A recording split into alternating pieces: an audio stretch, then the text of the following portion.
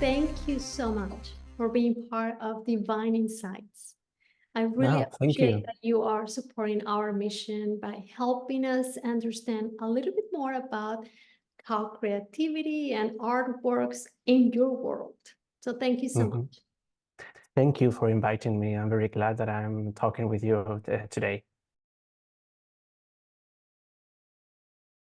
Well, art for me is a very important part of my life.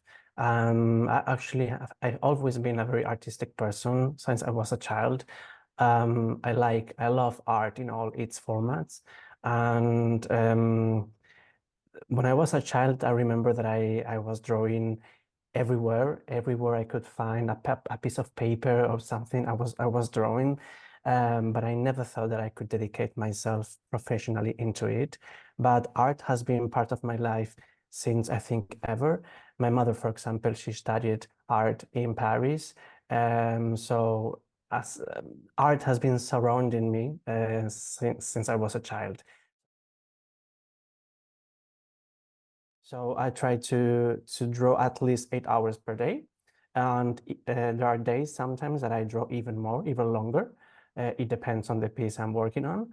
But yeah, I'm actually at home. I have right now my studio at home, and yeah, I draw every day, and I try to have a very specific routine, and to follow it.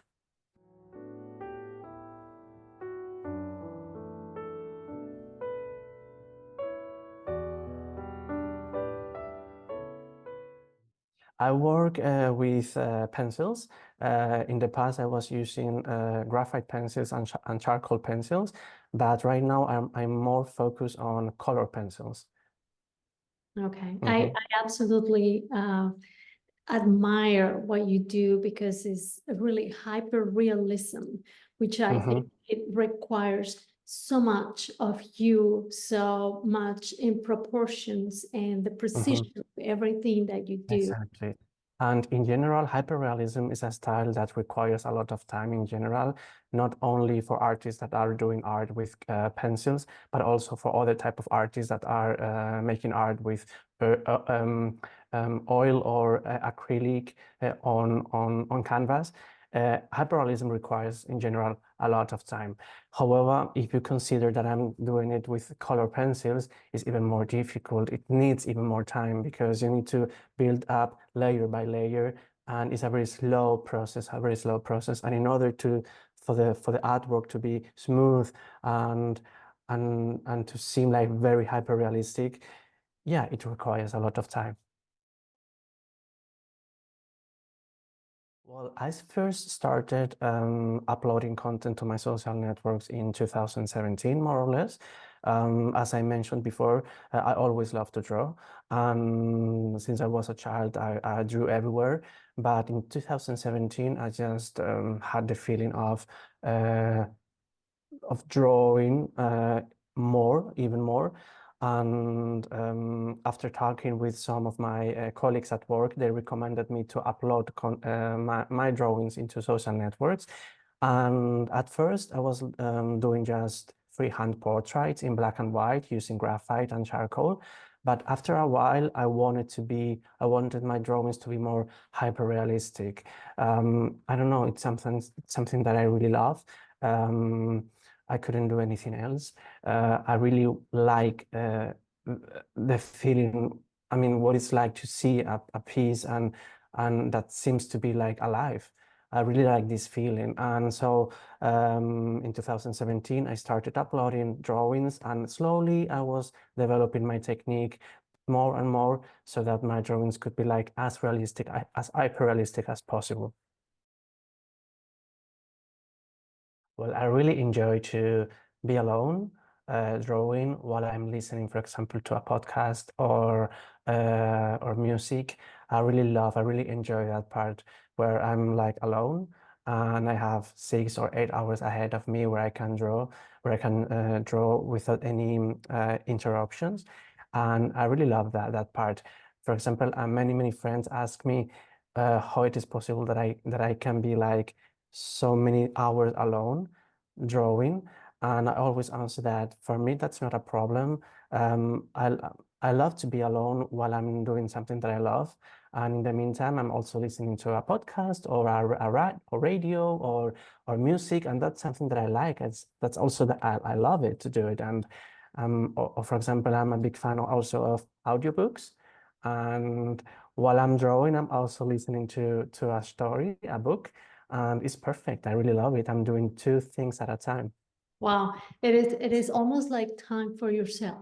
But I think that when we start and we get to work on a project, on an artistic or creative project, Mhm.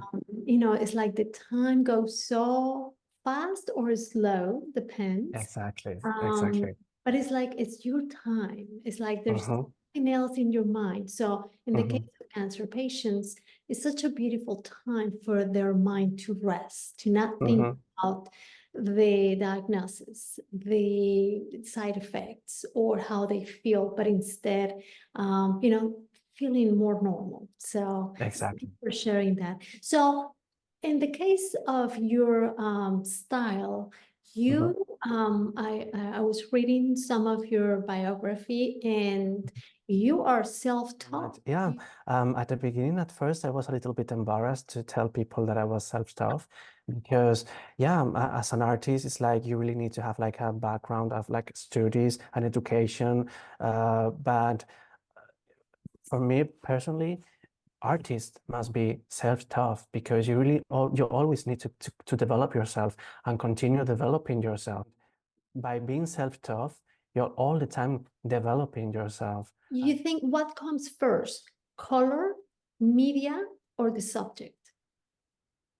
For me, first comes the subject because the steps that I follow for my creative process are first, I start with an idea. I have an idea in mind, and I try to make a composition of that idea.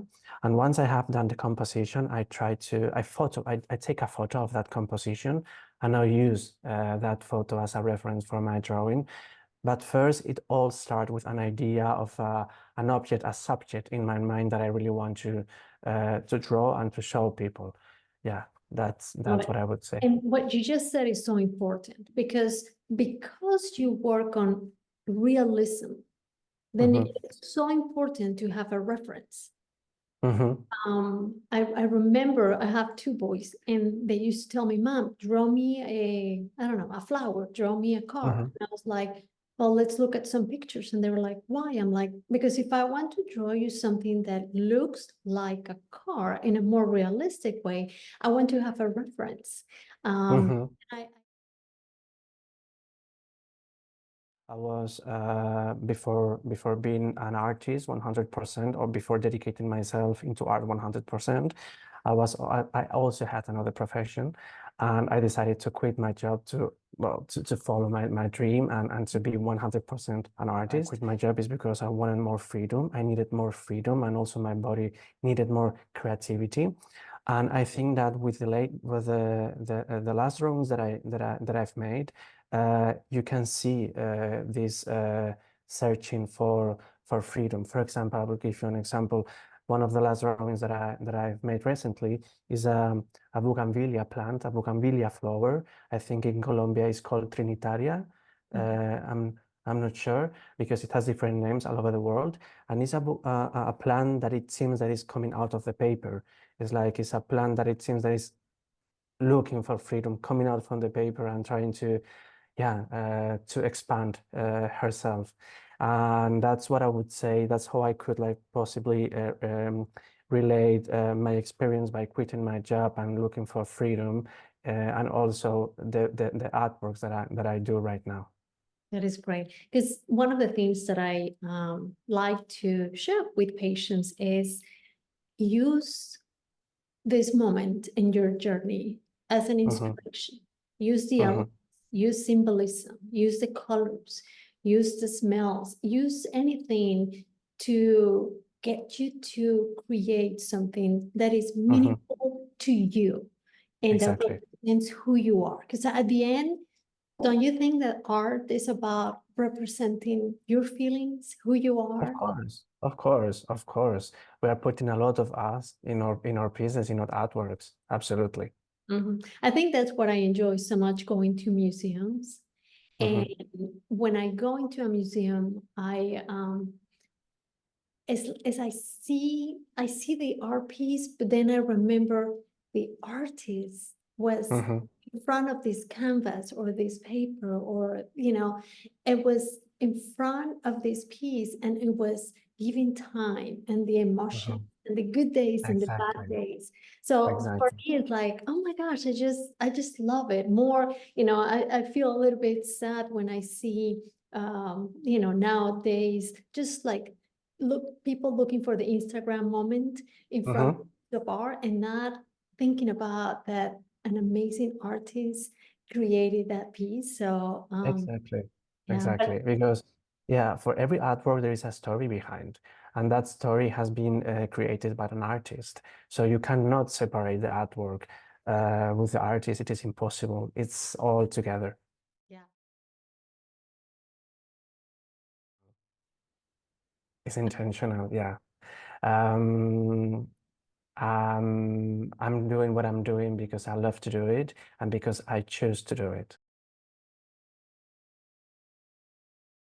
Yeah, I'm thinking about a piece that I did some years ago about a girl that was having a moment with an element of nature. I did a series of portrait drawings about people that were having like an interlude moment with an element of nature. For example, that girl was like enjoying the wind, and you can see in her face how her hair is blowing by the wind. Or for example, I draw also a girl that I was looking up while snowflakes were like going down her face. And so I drew a lot of people that were like enjoying um, something related with nature, like a meditative moment. First of all, when I have such a problem, I try to disconnect. I try to take a little bit time for myself and maybe, yeah, disconnect for the day, do something else, go for a walk, etc., and try to think about how I can fix it. It never happened to me that I had to start over again a piece. I always could fix any problem that I found, or any problem that came to me. Yeah, but I would say that when you are in front of a problem, first you need a bit of distance to think about it, to think how you can fix it, and after a while you will be able to fix it. For hyperrealism, and in order to do high quality artworks, um, you really need to have high quality instruments and high quality materials. For example, with color pencils technique, it is very important to use pencils that are light fast, that will make your art piece last for hundreds of years without the color fading. And that's something very important to always work with high quality materials. And I, for example, work with 100% cotton paper that I ordered from America, from a brand that I really love. And I very obsessed with quality, quality in my pencils and quality in my paper, because since you are spending so much time into an art piece, and you're dedicating yourself so much time into it, you also want your artwork like to last a lot of time, and if possible hundreds and hundreds of years without the artwork deteriorating. So that's something very important for me, and that's something that I have always in mind, to never compromise quality. I'm a very big fan of the Spanish artists, Velázquez, also Caravaggio, Rembrandt, Eugene Delacroix is also one of my favorites, and many of them were using actually photographs, or were doing, or were actually working with compositions to do their paintings, and I find them very close to me. Even if that it was another time, I find that they're quite close. I mean, their work, what we're doing is close a little bit to what I'm doing right now. Absolutely. Yeah. One of the best in different moments of our history, and some of the best representation of realistic art in their times. So Velasquez, Exactly. obviously one that I admire, but Rembrandt. I mean, all the ones that you name are clear examples of the use of perspective, proportions, how like the light was used with Rembrandt, or Exactly. for example with Caravaggio. I mean, just how he put you into those pieces, like you were in the middle of Exactly. the scene. Yeah, and I like to define them like a cinema director, a movie director. They were looking for compositions. They were guiding their subjects, their models to do exactly the esteem that they wanted to represent in their artwork.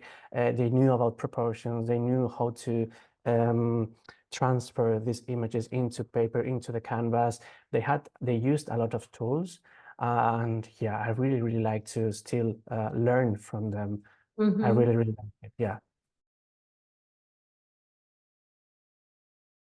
I always say, try to find something that you love, try to find something that you enjoy. For example, I've always been very happy in nature, going for a walk, or just laying on the beach. Just try to think about something that you really love to do, and yeah, try to represent that into a piece of art. And maybe you can also get inspired by other artists, or also by finding images on other social networks that actually very, very good to do. For example, I'm not all the time having ideas. I'm also getting inspired by seeing what other artists are doing on social media, for example, or Pinterest, for example. Pinterest is a great tool. It's a great platform to see a lot of images and to also to get inspired, to be inspired by a lot of images. And yeah, try to find like a balance of what you like to do, what you like to represent, what do you love. Wow, that's a very, very good question. For example, I always say that um, if you take a phone, if you have a phone with you and you put it in a museum, maybe that piece, that telephone could be seen as a piece of art. But if you take your phone back home, it will be a phone. It won't be a piece of art. But if you do a piece of art, if you do an artwork, it will be an artwork forever, regardless, doesn't matter of if the artwork is hanging in a museum or is at your place at home, it will be always an artwork. So the public knows, what is an artwork, what is art. It's something that you enjoy. Art is something that tells a message, that makes you feel something. And sometimes it's very difficult, yeah, to distinguish between modern art and a piece of art. But I think a piece of art, an artwork, talks for itself, and you don't really need a context. You don't really need for an artwork to explain what it is, because you already know that this is an artwork.